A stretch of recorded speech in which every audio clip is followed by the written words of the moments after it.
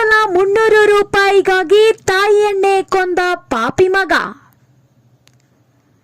ಬೆಳಗಾವಿ ಜಿಲ್ಲೆ ಬೈಲಹೊಂಗಲ ತಾಲೂಕಿನ ಉಡಿಗೇರಿ ಗ್ರಾಮದಲ್ಲಿ ಮನುಷ್ಯತೆಯನ್ನೇ ಮರೆತ ದಾರುಣ ಘಟನೆಯೊಂದು ನಡೆದಿದೆ. ಕೇವಲ 300 ರೂಪಾಯಿಗಾಗಿ ತಾಯಿಯನ್ನೇ ಕೊಂದ ಮಗ.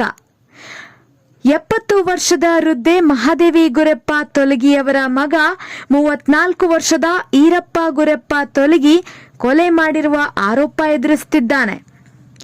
ಹೃದಯ ವಿದ್ರಾವಕಗೊಳಿಸುವಂತಹ ಈ ಘಟನೆ ಕೇವಲ ಇಬ್ಬರ ಮಧ್ಯೆ 300 ರೂಪಾಯಿಗಾಗಿ ನಡೆದ ವಾಗ್ವಾದದಿಂದ ಸಂಭವಿಸಿದ್ದು ಅತಿ ಆಶ್ಚರ್ಯವನ್ನ ಉಂಟು ಮಾಡಿದೆ.